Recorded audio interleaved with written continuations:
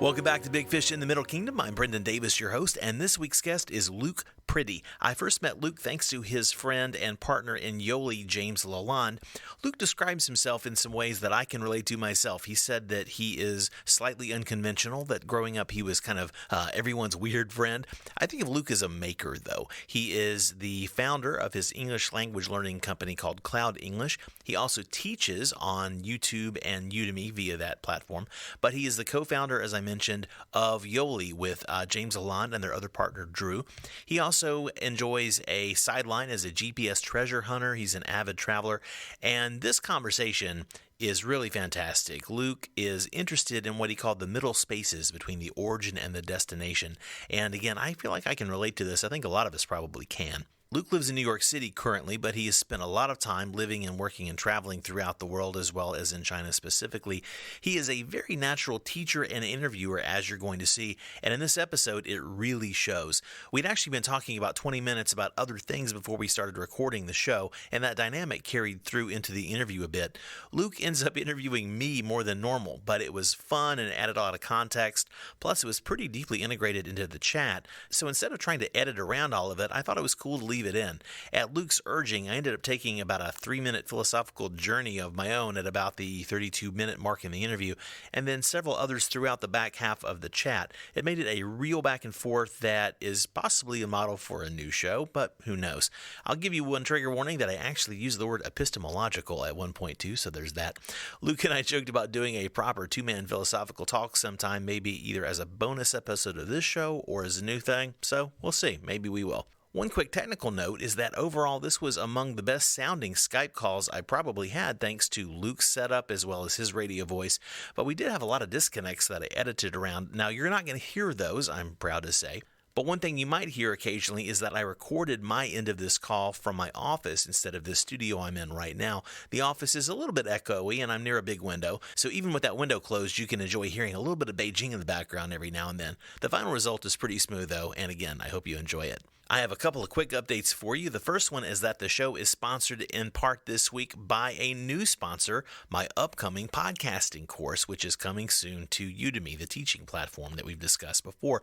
I'll have more information on that next week, but I also want to remind you that you can pre-order my ebook coming out August the 1st, which serves as a recap of the very best of year one of the show. And putting this together is a lot of fun as I go back and listen to episodes and pull the best moments and bits. It makes me wish I could do an audio edition as well. Maybe I will. I just don't know when I'm going to find the time. But please do pre-order the ebook if you are curious. You can find the links at crazyinagoodway.com or in the show notes. You can use PayPal or WeChat Pay as you wish, and I really appreciate it. This episode of Big Fish in the Middle Kingdom is also brought to you by our sponsor, Stackery. Stackery is the global leader in international parcel forwarding from the U.S. to anywhere in the world. The way it works is that you shop at any U.S. retailer, you have your packages shipped to your Stackery address, and once everything has arrived, Stackery consolidates your stuff and ships it to you anywhere in the world, even China, saving you up to 80% of the shipping costs versus shipping things directly from the stores. Stackery provides free storage, same-day consolidation of your packages, and a tax-free U.S. address for you to use. As I mentioned last week, I have my second Stackery story in progress at the moment. Things are arriving at their warehouse, and soon enough they will be consolidated and on their way to me here in Beijing. And it's easy to start your own Stackery story today too. Sign up today via the link in the show notes and use the offer code BIGFISH, that's all one word, BIGFISH, at the checkout to save 10% off your first shipment. All right, that's about it for right now. Don't forget to check out the show notes for more information and to pre-order the book if you would like. But right now, please enjoy my interview with Luke Priddy.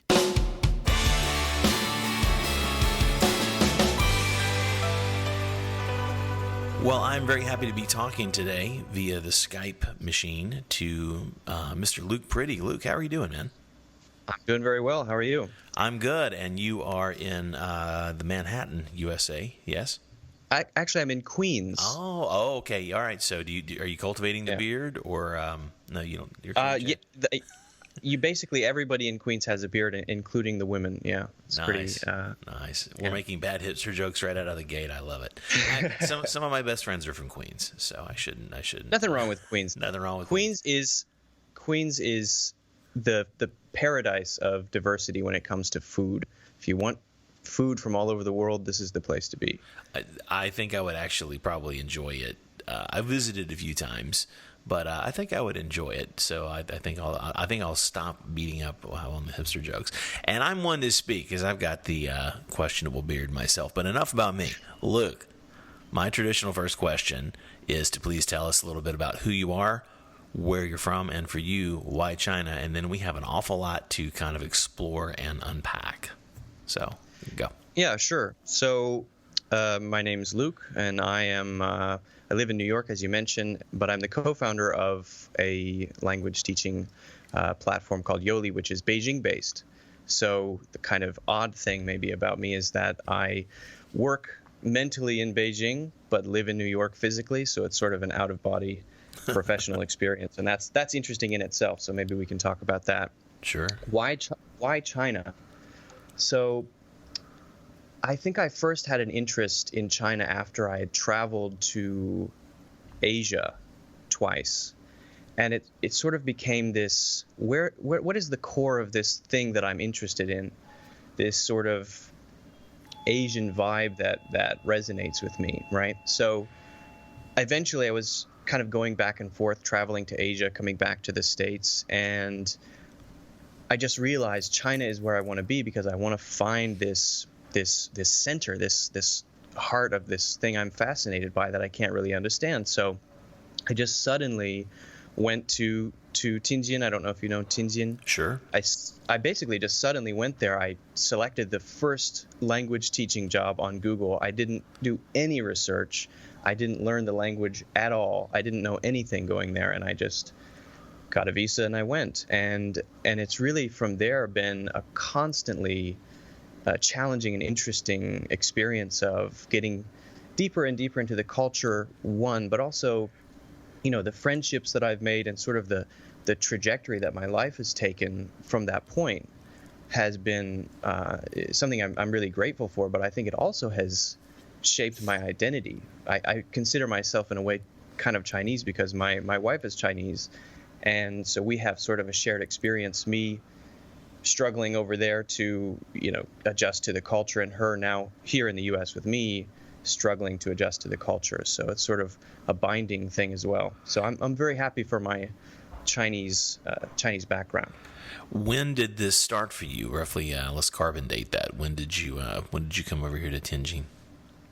So I came over in 2011, which was actually pre-WeChat.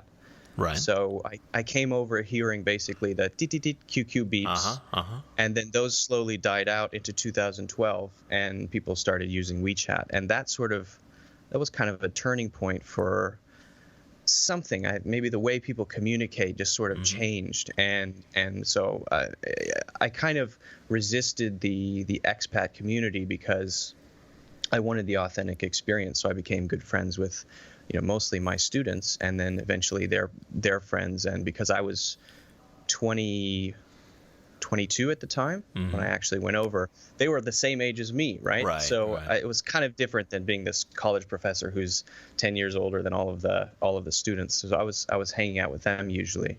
But yeah, so then I stayed in Tianjin for 2 years, and then met my wife. I didn't meet her when she was my wife. We met before that, and then later got married. That's how it works. That's usually how that. Yeah. I always feel weird when I say then I met my wife. It's just grammatically it's a little it's a silly point, but that's funny.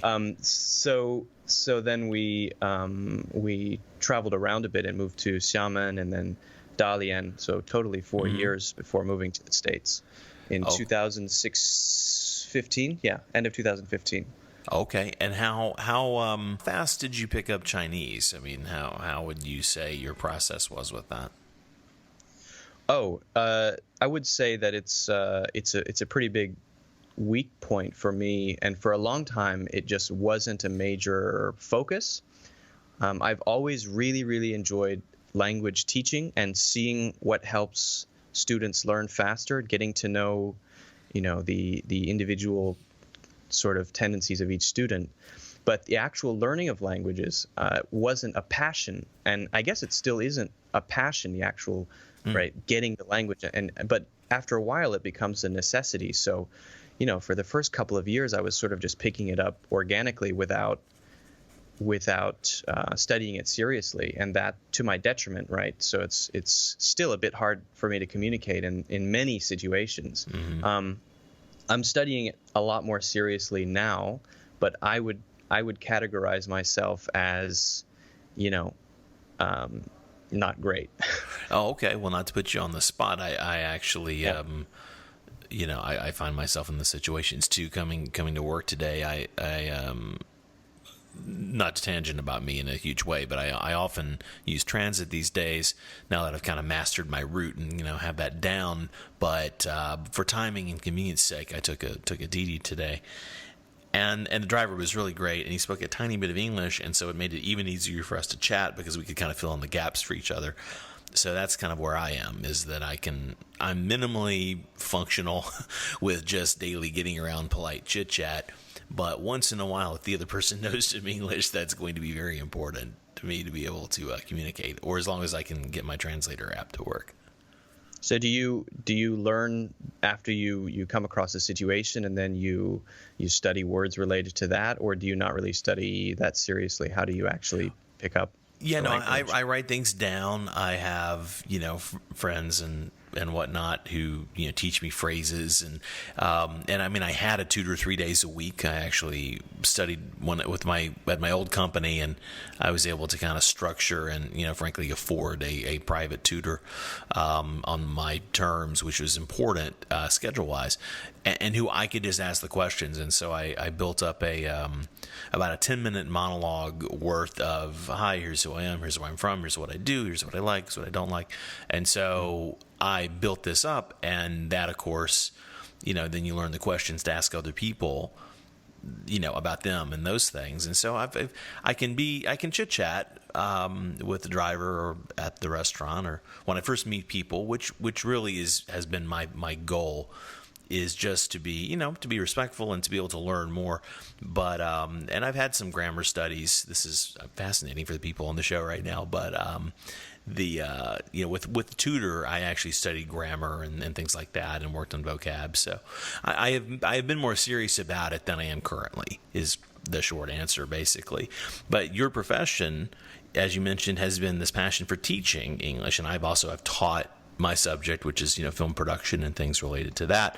So let's talk a bit about your professional world, and then we'll kind of seg back and forth into the personal and the cultural and whatever else we talk about. So I know that your own company is this brand, Cloud English. Tell us about that, and tell us how that led to your work with Udemy and also Yoli.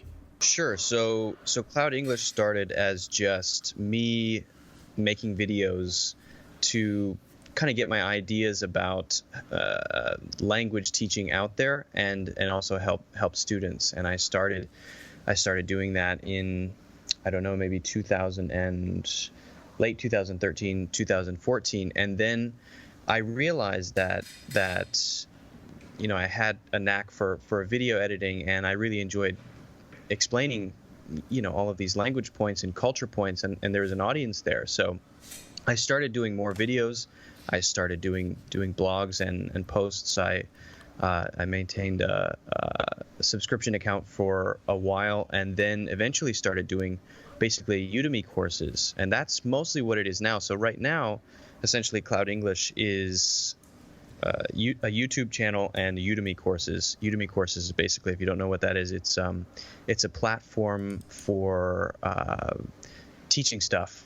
Mm-hmm. Linda is another one that's similar to that, but basically people make courses in video format, other people buy them, watch them, and it's a very simple model. And then you do sort of a rev share with the platform, and they do all your marketing for you. So it's pretty cool. And then basically that led directly to Yoli, which is right now the main focus for me. Mm-hmm. So James Lalonde, who is one of the co-founders and the CEO, had written an article about how he learns languages, basically.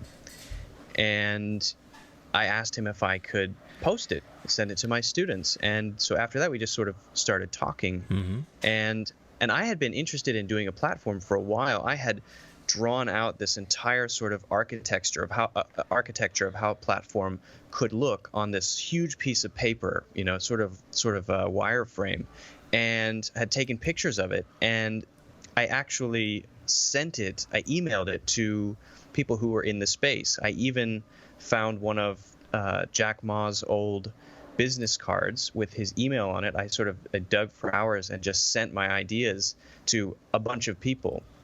And at the same time, a couple people were talking with me about a very traditional way of doing a language platform, which is basically just the traditional training center format online, which wasn't that exciting. So I was wanting to do something fresh, and just at the right moment, James and I sort of started talking about the same ideas. Me from the perspective of a person who had been teaching languages and doing videos in a lot of people say somewhat unique style, different style, and then him as a lifelong language learner. And we found that our ideas about learning language completely overlapped.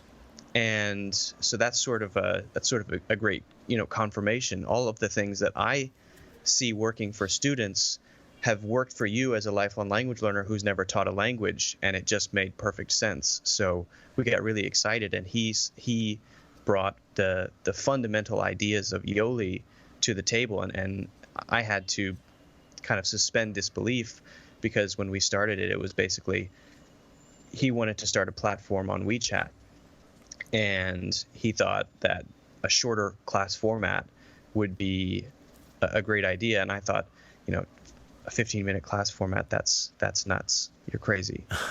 And he said we had an argument right at the beginning. We agreed on the language points, but how it would look, right? Mm-hmm. And I said, this is kind of a crazy idea. He said, just suspend disbelief, just try it.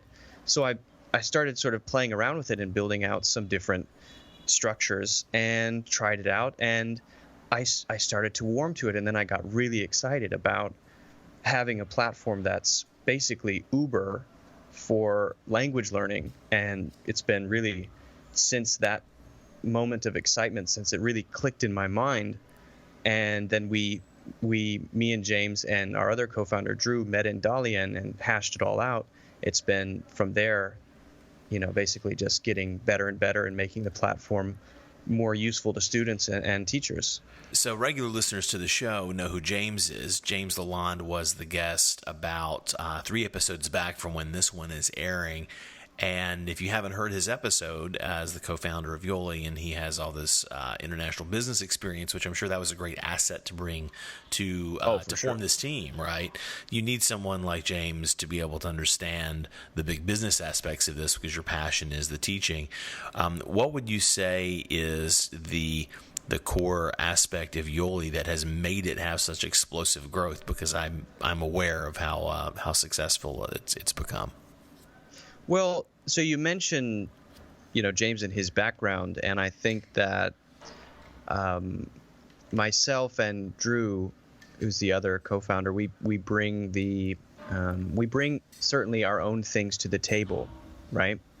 But the fact that we have someone in the founding team who has so much background, then we're able to sidestep a lot of the pitfalls and bear traps that I think a lot of young entrepreneurs just not willingly, let's say with a blindfold on, run into, right? And so that's been a big part of it, and we have a really good dynamic, and we communicate really well, and so that's been huge.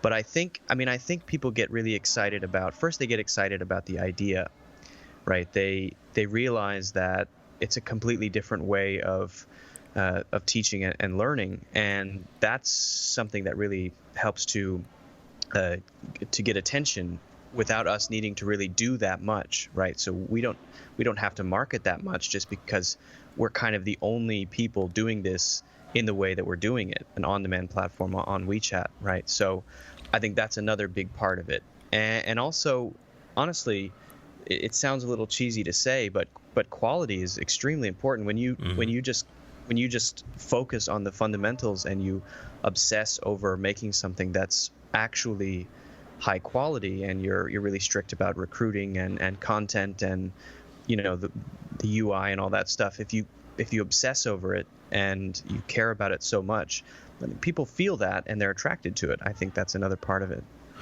And you mentioned to me when we were talking about offline that one of the ways that you might be viewed by people who know you well is unconventional, right? But in a good way. So how do you think this unconventional approach has helped to fuel the growth of Yoli? Well, I don't want to toot my horn too loudly, but well, you are on the show this week. It's your chance. It's your chance, Luke. Embrace it. All right. I get a few minutes to toot then. Well, I think that one of the things that's underrated in teaching, let's say teaching, which is kind of my domain, teaching and curriculum, right, is being able to come up with a thing that engages people's minds. So often in curriculum, you have this really dreary content, these role plays that you have to read through, and it's kind of across the board just boring stuff, and it makes learning languages really terrible, not a fun experience. When I came to China and I came to this training center to teach, I taught there for 2 years. I opened the curriculum. They had this on this windowsill, these folders, these binders of curriculum. And I just looked at it and I said, "This is awful. This is terrible." And I made a decision the moment I arrived. I will not use a single one of these things. And that was something that was maybe a little bit bold and a little bit naive, but it worked, because when I would go into a classroom and basically say, "We're not going to do what you studied before. I wrote a new plan for this. We're going to do this," I got to experiment. Sort of was a playground for me. And seeing how students reacted to it and seeing what worked gave me the I guess, sense for what engages. And I think that's at the core of what Yoli curriculum is and what the Yoli teaching method is, which is basically you have this question or this prompt or this task, and it initiates the conversation. It sparks the conversation, and if it's the right one, then it makes the student, one, have a lot to say. They sort of feel like the words just come out of their mouths, and then the teacher doesn't have to work hard to think of what to say or how to do it. It just flows. And so I think that's largely, in large part, for the students, what I bring to the table. And it really comes from, I think, just how I think. I was homeschooled, and so that sort of weird background maybe gave me the sense for how to do things in a way that it's not just the traditional repeat this and then do this specific task. That's really boring. You know, how do you turn on the lights in another person's brain, basically? Well, I think that's a pretty interesting problem to try to crack, and you probably have some interesting insights. I know a bit about your traveling, but for the sake of the show here, where was the first country that you traveled to, foreign country? Well, can we not count North America, because I think every American makes the obligatory Niagara Falls trip, which I wouldn't really count. You don't really want to count. I know. I feel guilty counting that. The sidewalk of Canada, basically. Yeah, I was abroad when I was 6, man. Yeah, man. Sweet. Learned how to say "a." Like Canadian French. No. Like, please, no, that's the worst. So real travel, actual requiring a pass, more than a toothbrush, requiring a passport and a plan and possibly currency conversions and all that stuff. Right. Yeah. When did you first start traveling, and kind of just, what's been the scope of your travels? I think you've been a lot of places, if I understand your narrative correctly.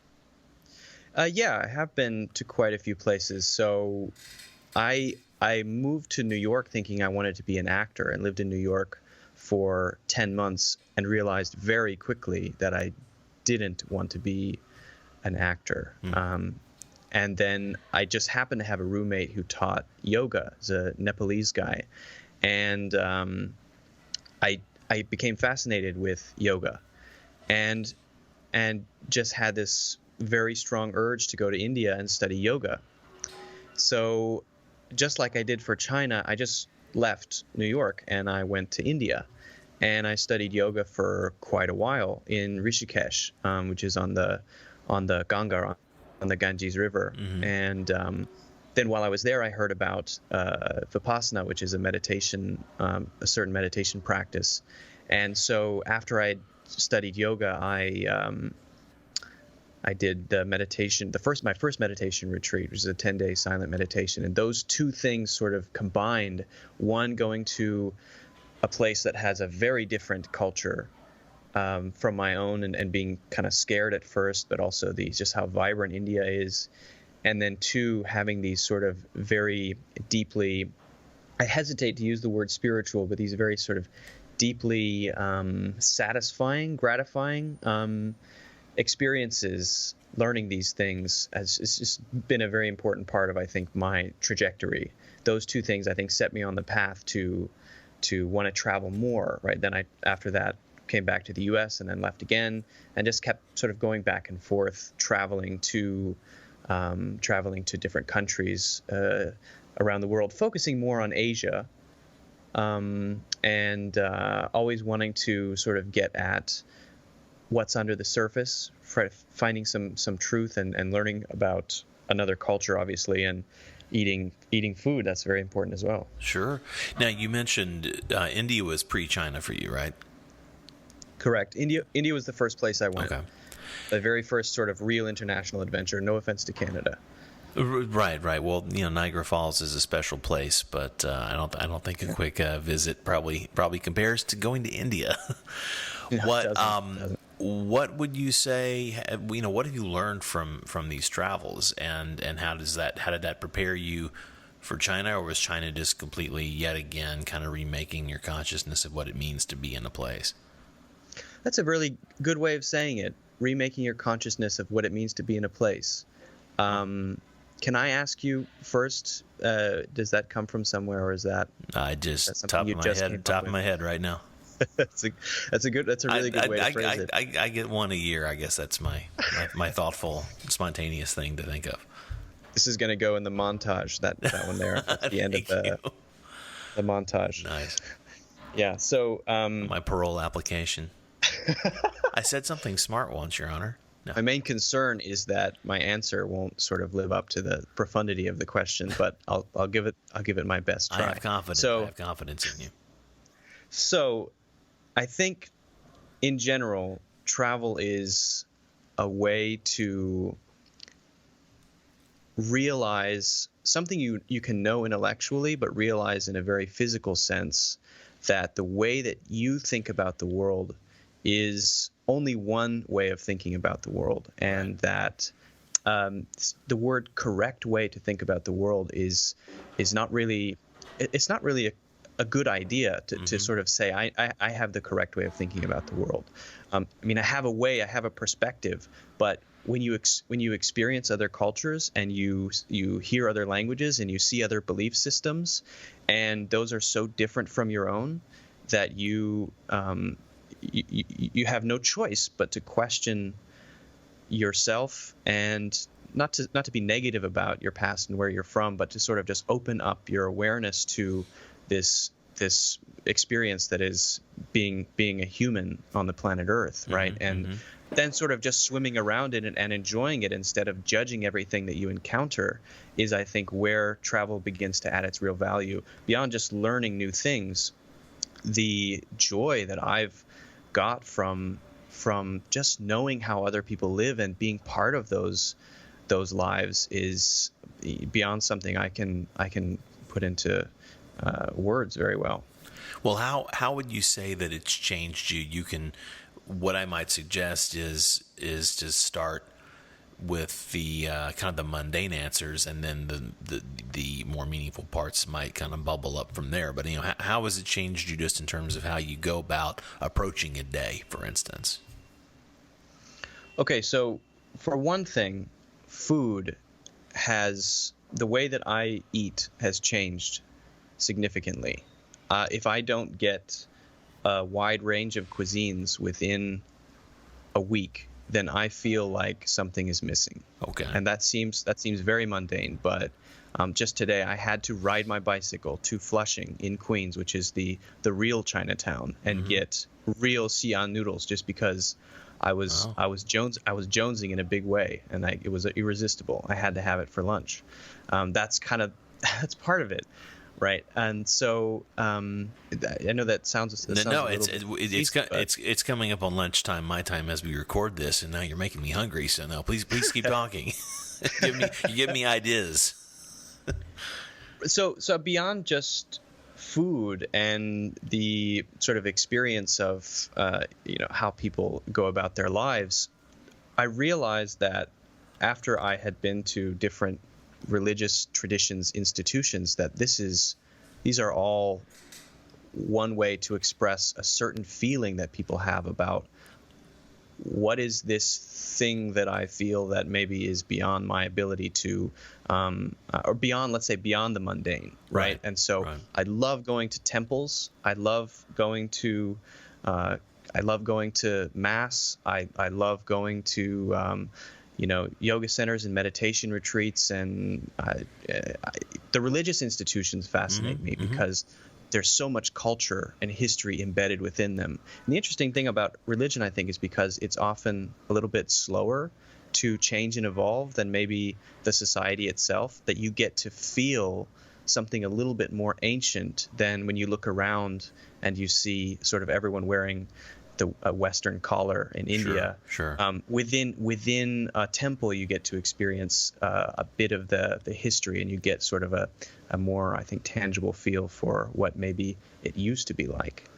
I definitely relate to that. I've had this conversation with offline with friends, but and I'm paraphrasing countless things I've heard or read, as well as my own thoughts, and kind of a not elegant way to say it like this. It occurs to me, but basically, the idea that religion is I mean, it's an artifact of the culture where it emerges, and then where it's applied and practiced. And what you say, that it's a connection to something that's more ancient. I think that there's this phrase, that you used to be able to fill out on personal social networks, dating sites, spiritual but not religious was a choice. And I think people denigrated that choice, which was always my choice. I mean, maybe I'm biased, obviously, because that's I self-selected into that category. But I think all religions are fascinating in a sense because of what you learn about the place from whence it came, the people who formed it. And it's a real window into a kind of cultural time travel. And so that's what I enjoy about it. How did your cosmology change once you spent some time in China? What was your sense of this place, and what, for you personally? There's no wrong answer because it's your experience of it. Well, the interesting thing is that in China, there's very little of it that you see on a day-to-day basis compared to a lot of other places, and that's fine too. I would consider myself generally a non-believer, but again, interested in religion.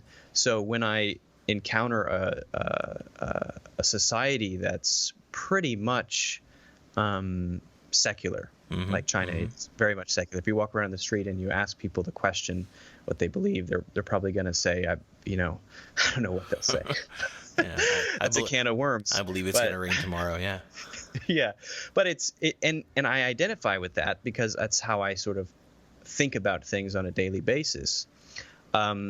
So I didn't feel, and I don't feel uncomfortable in China at all. I sort of think that one thing that's interesting is how in China it's so common to just say, why would I believe anything? Whereas where I come from, which is a Christian background, and I was raised Christian, and pretty much everyone in my family is a Christian,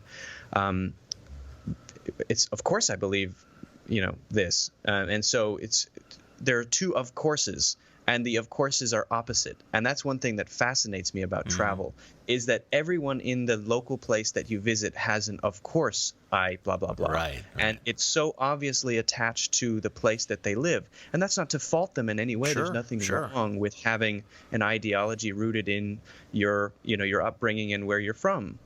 But it's also, when you travel, I think a very liberating and profound experience to sort of swim among them and say, oh, this is interesting and this is interesting and I'd like to learn from it. But it also kind of makes you it's tough not to sound pretentious, but an observer looking at it all. And you can see the similarities and the differences. And that's something that I really like. Well, that's something that I get a lot of value out of. So there's a phrase, you remind me of a phrase where a application or an online service will work regardless if you're a Mac or PC person, and the phrase is platform agnostic. And I think in terms of spirituality, I'm pretty platform agnostic. I'm interested in basically everything, but I'm more interested in sort of what underpins, what the commonalities are, right? And can we get into that? I mean, what does sure. it underpin? I don't think I have. There's a phrase, one of my kind of more esoteric chat groups that I'm part of. There's a phrase that's used a lot. That is UPG. Do you know what that stands for? UPG. Yeah. I'm tempted to come up with a ridiculous acronym. You'll come with something. It stands for unverified personal gnosis, and so that's for people who are wondering how weird of a rabbit hole we've gone down on this China podcast. It has to do with this experience that is personally enormously profound and meaningful. And it's whether it's some sort of a religious or spiritual connection or contact, or it could be seeing visiting with aliens. I mean, whatever sort of thing that it's unverified, or because it's unverifiable in terms of sharing with other people in a provable way. Like you can show that a pot of water is boiling. That's provable, right? That's verifiable. But the gnosis is a knowledge that that something happened, and even if this something is a change in your own consciousness, that's a real thing. Even if there was not,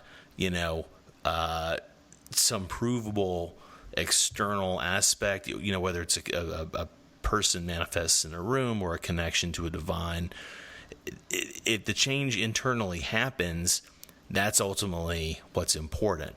And so a lot of the most religious experiences or spiritual experiences that most people have are in that UPG category. It doesn't mean that they're not valid. And this is where I have friends all over the spectrum, and I would say that I have a fair amount of friends who would self-classify as agnostic, and there's a handful of those people who are maybe would call themselves an atheist. I have very religious believer friends of every category as well. But the thing that's always rubbed me the wrong way about the militant atheists, who are certain that there is nothing, it's like, well, that's as arrogant a position to take as the people who think that they have the one true religion and all the answers. That's the flip side of the arrogance coin in terms of spirituality, from my point of view.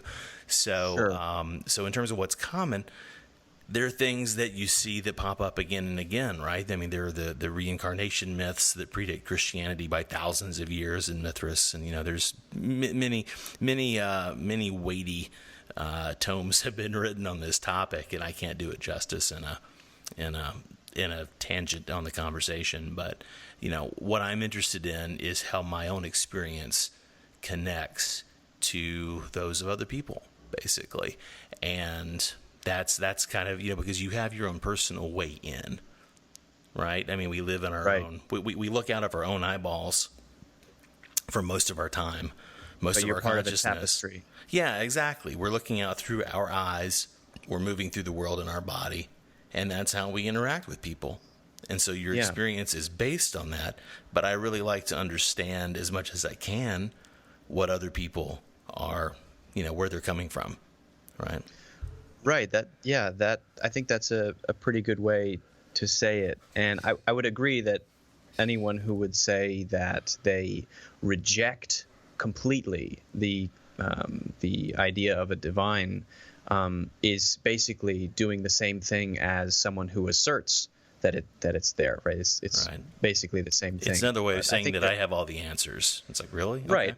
Exactly. I think a healthy dose of Socratic ignorance is always a good thing. Just walk around and experience things and find your own truth. I kind of like to avoid the word knowledge because it's sort of connected to when I say you have knowledge, then people assume that you are saying that you know what is true. And so maybe it's the same thing, but I would use the word truth. There's something true about having those experiences or experiencing, different religious traditions. There's something there that's at least innate in the human condition that I think travel helps to bring out, right? When you travel, you see all those different traditions at high speed instead of just being your own. Well, let me ask you this, shifting gears a little. I mean, and frankly, I could talk about this until we're both blue in the face, but in terms of how this relates to your life and your work, a phrase I jotted down when we were kind of having our pregame conversation is that Luke is a maker. Right. I mean, that's my label I'm putting on you. But I mean, you basically said you like to make things. You kind of said that. I can't remember if that made it into the interview yet or not, between the Skype dropouts and whatnot. But let's talk about that. What drives you to make stuff? How does this kind of manifest in your daily life? And yeah, this is obviously led into your professional world as well. But how do you think of yourself? What's the point of the drive to make? I think part of it has to do with my education, which was for the first 8 or 9 years of my life, homeschool, and I didn't have a television. My parents made the conscious decision not to have a TV in the house, and so when I would study, I would have to finish everything, but it didn't matter what time as long as I got it done, and so I would find all kinds of shortcuts for how to know it in the most efficient way. So, for example, if it's a math problem, I would write down all the answers to all the math problems and then figure out, by myself how to get all of them, or look up techniques if I needed to. And that sort of, I guess, conditioning or self-conditioning, I think, helped me become a little bit more creative in the way that I think, but also it made me realize that the way that things are done, or the result of something, can be done in many different ways. And I'm kind of fascinated by that idea that there are many different language platforms out there, but they're not all created equal, and you can make one that really helps people and is really convenient, right, and really fun to teach on. And that challenge for how do I do this is something that I consider to be like, why do people run marathons? It's kind of the same thing. You want to achieve something that's not only an intellectual exercise, but also it's something that exists in the world after it. And then you can watch it help people independent of what you're doing. You sort of let it go in the world, and then you see people interact with it. So whether it's Yoli or Cloud English, or I work on some treasure hunts and do some writing and some pretty weird short films. Whatever it is, it's sort of there's this underlying current of I want to have an idea, and then I want to make it, and then I want to see other people interact with it. And that process is something I realized when I was 25 is just something I want to do. If I have to title myself as having a thing, I think that's probably what it is. I want to make things that satisfy me creatively, intellectually, and I want to see those be useful to others. What is it that you think is so satisfying about that? I mean, let me give a little context, and then that question's fairly self-explanatory, but it's coming from I know a project that you're involved in right now. Your Kickstarter has launched, right? Yeah, the Kickstarter is live. That's right. So you and your team, you and your partners with Yoli are in the process of basically this campaign to jailbreak Yoli from the WeChat platform to actually be on its own freestanding app. And so you've launched a Kickstarter for that. And I was happy to be part of kind of the review process of the video that I believe you made, that you spearheaded. And so I got I was one of the people who got to weigh in on different iterations and offer my 2 cents worth. And the difference, totally welcome. And I was glad to be part of it because it was educational for me, because to see where you guys started, which was a very widely encompassing thing that was not overly committed to any specific point of view. It was like, here are all the things we want to say, and here's all this content to do it. And it's kind of organized in a sense, but it's waiting for more direction. And what you ended up with, I mean, I'm not just saying this to butter your biscuit because you're the guest. I mean, I think it's really good, and I think it's really clean and really clear, and it drives the message, is this cheesy sounding marketing phrase, but it applies here, right? It really drives the message. It's really on point, and I think it's fun, entertaining. I think people would enjoy watching it. So you iterated. And that process of iteration, that seems like something you're driven by based on what I know about your other work as well. Yeah, absolutely. Iteration and almost not addiction to feedback, but a genuine appreciation of brutal feedback, honest feedback. Those two things together. If you assume that the first time you try something, that it's just a first try, and that it's going to be much, much better. If that's an assumption, then I find that my ego is attached to it less, and I want to get to that end thing. And the way to get to that end thing through iteration is to get a variety of viewpoints. That the pendulum might swing too far, and it might become the camel designed by the committee that was supposed to be a horse. That's a danger, but you have to be able to have constraints about what feedback you're looking for, and you have to still have command over the process and know what the vision is, and then allow the feedback to sort of drive where the iterations happen, the little taps to cut things down or whatever it is, make the message clearer.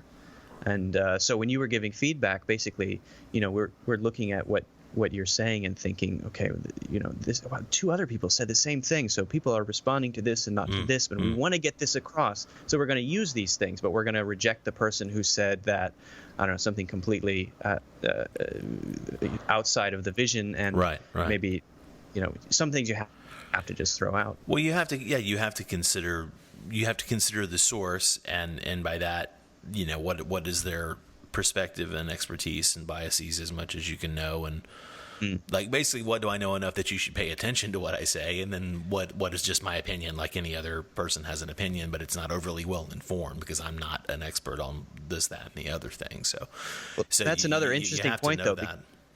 You hit on something, though. You said that if you can find people who know stuff that you don't know, not that you have to always listen to authority, but your perspective on the video is more valid in certain ways based on your experience, whether it's the narrative, and maybe another person's perspective on another aspect of it might be more relevant. So you have to weight things as well. So that's a good point. So all of your endeavors really do seem of a piece in a way, and you have enough self-awareness that you understand that. What do you think the next, let's say, 5 or so years hold for you? And do you see yourself spending more time actually in China? I know we talked a bit offline, of course. Your wife is Chinese, and you mentioned briefly about that experience for her learning things in New York. What do you see as far as your China integration, say, in the next 5 or so years? Yeah, that's a good question, and I don't have a clear answer, but I'm also, mentally, I kind of live there, right? So working with the team, I kind of live in China, even though I'm physically here. But I also go to China. I go to Beijing maybe 3 to 5 times a year, just to work with the Yoli team. In 5 years, it's very possible that I would be in Beijing, and I think that Yoli will be in a very different place at that point. as well. And the last 2.5 years, it's gone through so many iterations and versions and become so much better that I think there's a really interesting future for Yoli. And I think hopefully some of the other things that I'm interested in and pursue might sort of fold into that. I can see that happening as well. And I kind of like the idea of going back and forth. I really enjoy hanging out in Beijing and working with the team for a month and coming back here and having a completely different life, hanging out with 2 cats and then going back and forth. It's cool to have that. And then you constantly see the contrast between New York and Beijing, New York, Beijing. That constant contrast always keeps things fresh. I don't know how often you get back to the States. I haven't been back since election week 2016, so not very often. And that's not a political choice. That's just how it's worked out. But it could be a political choice if I was so choosy. But I don't get back very frequently. I am based here. I have a mailbox and a storage unit in Los Angeles, basically. Okay. And how is adjusting to China been? I mean, do you feel you're in a constant state of adjustment, or do you feel really solid? I'm fairly local. I mean, if my language skills were significantly better, that would be the one thing that would keep me from feeling extraordinarily localized. I mean, I feel very comfortable here now. I know my way around. I know how to deal with things, and I know what to expect. Yeah, I'm not surprised in unpleasant ways by day-to-day mundane things that you don't want to have to be surprised by all the time. I mean, there's a time for adventure and travel, but if you're living your life and you're trying to build a business like I am, and you're trying to do these different, I don't want every day to be like a new adventure of how do I find breakfast, right? I mean, it feels very comfortable. I mean, I feel there are things that always will. I'm reminded of things that will drive me crazy occasionally in terms of just certain logistics or certain expectations. But I mean, it's even below the threshold of paying much attention to it. It's just like, oh, okay, that's irritating, but I can live. I know how to deal with this or that. Mundane aspect of dealing with the utility provider or things. I have to prepay this, and then the guy has to come and flip a switch, and then it's like this. It's the equivalent of waiting on the cable guy in the U.S. Right. It's like, we need cable. Okay, well, do we need cable? But, do we need cable? We got to wait for the guy, and he said we have to kill the whole day. Right, exactly. And then in 2018, we don't need cable. But yeah, so it's that kind of stuff that I can't try to make it interesting. So I feel very localized in most ways, while being very aware of my otherness. I will say that if I'm on a bus or a train, occasionally there are people who still stare at me, but I mean, it's Beijing. I mean, there's tons of foreigners. We're not that unusual here, but right.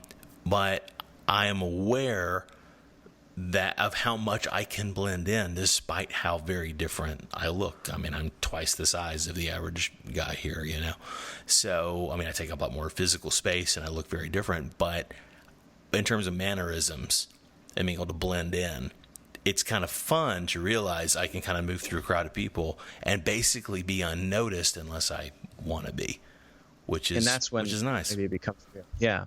I wonder if you agree with this. One of the things that really sort of sticks out at me like a pointy nail sticking out of wood is that Beijing is extremely, I don't want to say fast moving, but how quickly people accept new things is almost mind-blowing to me. When I travel back and forth and I see new platforms popping up left and right in Beijing, and it's not like there's a resistance to it. People jump on them, explore them, and take full advantage of them, and usually make the most of them. It's food delivery, it's Mobike, it's OFO, name it. Basically, all of the things that are happening in Beijing.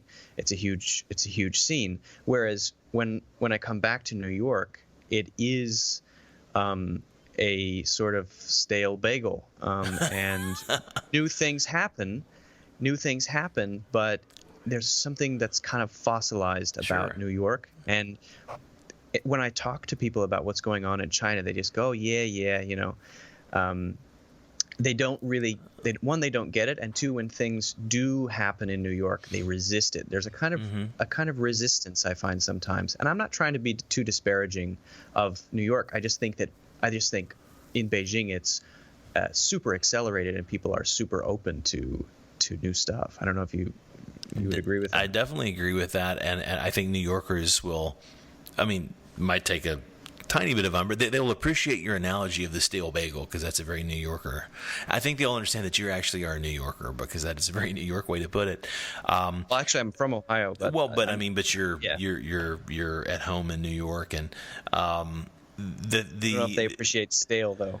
Well, yeah, they'll understand it. That's what I'm trying to say. No one likes a stale bagel. In terms of the difference, absolutely, that's part of what makes it interesting and makes it a horse race, is because fundamentally, New York is made. Beijing is making itself. China's making itself every day, and it's always changing. And the U.S. is already made, and we're in this.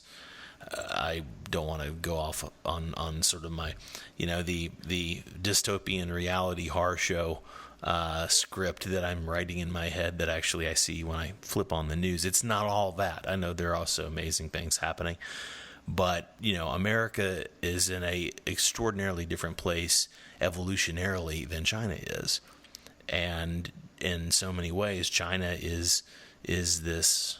Obviously, there's a debate in the economic world about, is it still technically developing or a developed country, and it's sort of straddling that line. It depends on the metric you're looking at, is the answer by all the smart people, smarter than me, who study these things. And in some places it's developing, some places it's very well developed. But it's, China is making and remaking itself every day, whereas the U.S. is attempting to navigate this rapidly changing world where people, wherever they are and whatever their disposition, right, regardless of their political stripe or their socioeconomic position, they felt like things were fairly set. And then there's all this upheaval and chaos. And hey, guess what? The world is changing and moving.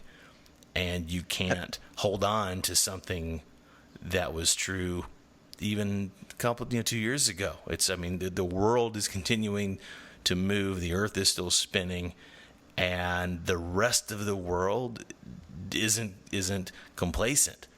That's why you have this upheaval everywhere. And so that's the fundamental friction with the states that is right there to be seen. I wonder if it's just an inevitable thing that pops out at a certain stage of any society's development, because it seems pretty obvious to me. And it's sort of like how a lot of basic infrastructure was sort of leapfrogged by developing countries, like phone lines and stuff like that, because they didn't need it. Exactly. And I kind of see that as analogous to how maybe, let's say, and again, I don't want to paint with too wide a brush, but how a lot of people in America maybe would sort of calcify and not really see, as you said, the world around them moving so quickly. And then there's not just infrastructure leapfrogging, but leapfrogging in terms of, development of obviously technology, software, but also culture, ways of thinking, ways of doing things, business practices. You name it. I think that there's it's the stale bagel. Well, I'm talking more about culture than everything else. Yeah, absolutely. I'm talking about the philosophical, epistemological underpinnings of reality. Is what's that's those are the pain points, the fact that like China's a mobile first society, and so a lot of people outside of business world don't even have it. Most people here access the internet via their mobile phone, right? The majority of people do not have a laptop or a desktop computer and they don't need it, right? Versus the way that it's still baked in the States. And again, email marketing is still huge over here. Exactly. Yeah, exactly. And there are courses on, do you know how to email market? It's very important. It's an important part of your business. Well, it's funny because trying to, one aspect of the business that I'm putting together has to do with formalizing this consulting that I do. And it's to be marketed offshore. It's to be marketed to people there who are trying to figure out how to deal with China. And so part of the feedback from my brain trust on this of people who do this, and it's like, oh, well, you really need like, a catchy email opt-in to grab those emails, and you're up saying, oh my God, yes, like no one even uses email here. I mean, I've been so institutionalized in the WeChat world since 2012. Right. I started using it in LA in 2012 when the WeChat English became available. So the idea that, oh yeah, what do I do with an email list? I know the answer. That's rhetorical, but I ignore it is what I do. That's the answer. It'd be useful for some things, like Kickstarter, for example. Exactly. Not in China. It's interesting. Everybody has an email because they have a QQ, sure, and I wonder if that could be a part of it. But I think basically the way that WeChat and Chinese people sort of or WeChat helps Chinese people navigate the world around them is unparalleled. I think it's like a step forward in the evolution of society. It's insane how people both work and socially interact and purchase and read, and everything happens in this one app. And when you try to explain that, for example, in the U.S., and you excitedly go on about how great WeChat is, people in the U.S. who pay in convenience stores with cash because there's a $15 credit card minimum, it can bounce off, and it's not their fault. It's sort of it's just sort of a relic, I guess. I don't know what it is. But I had to think of that. You reminded me. I'm like, oh yeah, that's right.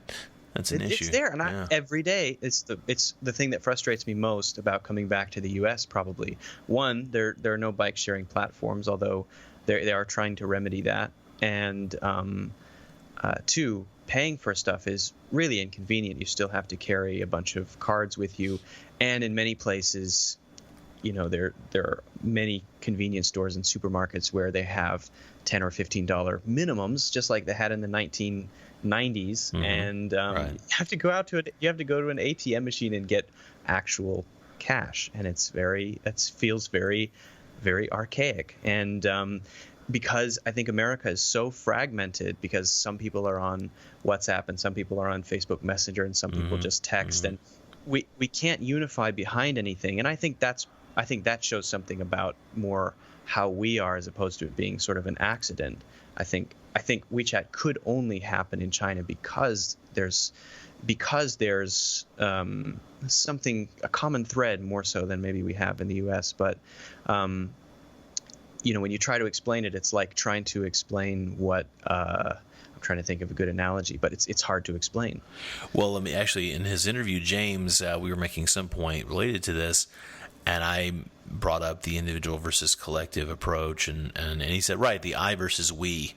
I'm paraphrasing, I can't really context exactly, but he basically said the I versus the we mentality really never goes away. That's a fundamental divide in how people approach their lives. And I think that the individual aspect of which I this is part of my DNA as well, because I'm definitely an American through and through in terms of my background, and the focus on the individual, and this is how I want to do it, damn it, versus what's the easiest way for us all to kind of interact. What has been the most? Have you had a single experience that sort of makes that sort of, you can tell that as a story to people when you want to communicate that idea, or do you just have to sort of explain it in the abstract? Communicate the I versus we idea? Yeah, the sort of, because I would imagine living in China, you have a sense for what that is. Sure. But and you probably also experienced it a lot, and I certainly have, as a guy who's married to a Chinese lady, so I've kind of a lot of experience with that sort of way of operating. Is there anything that has stuck out to you that when you're trying to communicate that to maybe your friends in America that you bring up? Well, I don't have a go-to example. I would say that's the That's fundamentally a major reason I created this podcast, was to be able to flatten the learning curve, make our worlds hopefully a little bit smaller and more closely connected, and to increase understanding of the differences, and also, what are the similarities, what are the differences, and how can we all interact. So, it's a topic that comes up. I've talked about it for probably 150 hours. Not that many. The show's not that old. But I've talked about it for, over the course of, 60, 70 hours. And it's typically case by case. Yeah. So I have generic things I could say, but I don't probably have a perfect go-to example handy. But it's interesting that what you were saying earlier about the, how things are sort of calcified and baked in a certain way, versus China is very open to change. And I think China expects rapid change. It is interesting. So, and to be here and to be witness to, and a tiny little part of, doing little things I'm doing here to participate in this rapid growth. So it's interesting to me. You talked about liking to go back and forth between New York and Beijing. See, moving here from Los Angeles, it didn't feel like a massive leap. LA feels a lot more like Beijing in a lot of ways. It has the calcification as well, but also because it's an industry, entertainment industry, and we're making, we're kind of creating these cultural realities in terms of stories all the time, and that's the world I've been in. So even in whatever way, everyone who's just peripheral to that, you're used to seeing things be remade constantly.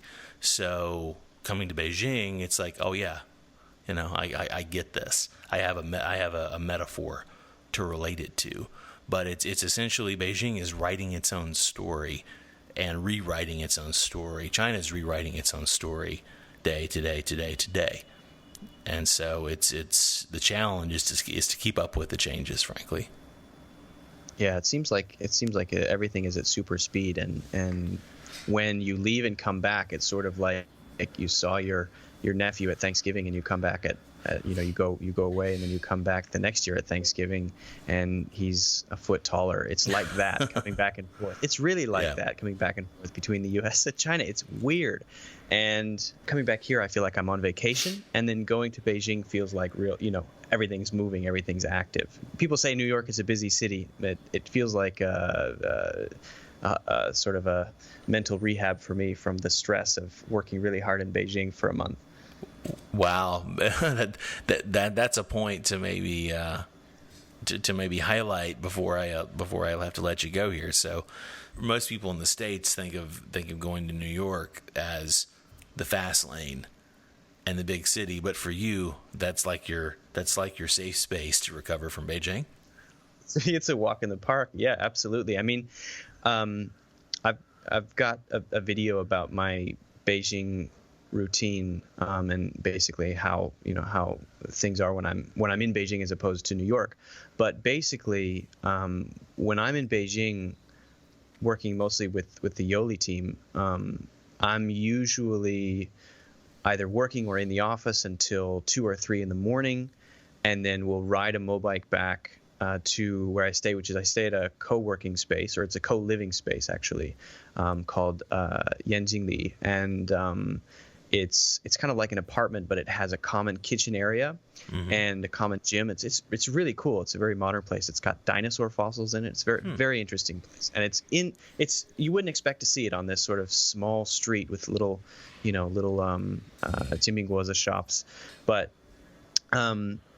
it's sort of like this back and forth, barely sleeping, constant work, deadlines, often self-imposed deadlines, but deadlines nonetheless, and constant meetings.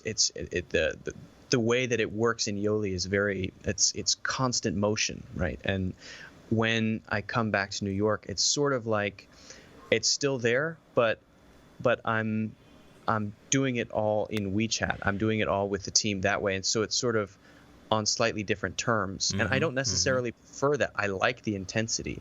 I like being, I like looking at people and having a meeting and writing things down and then going to the next thing. Or, you never know who's going to come in the door. Someone might come in the door who you haven't met before. Maybe you have to have a meeting in a coffee shop, or you have to have a meeting in the office. Just that dynamic feeling is something that I don't get in New York. And that is interesting because it's unpredictable. Whereas in New York, when it's on my terms, I can sort of control it, and I can sort of put bounds around it. And I don't want to say it makes me lazier, but it's certainly less exciting. Well, Luke, I'm looking forward to seeing you when you make it back here sometime. It'll be great to catch up in person, man. But thank you so much for your time today.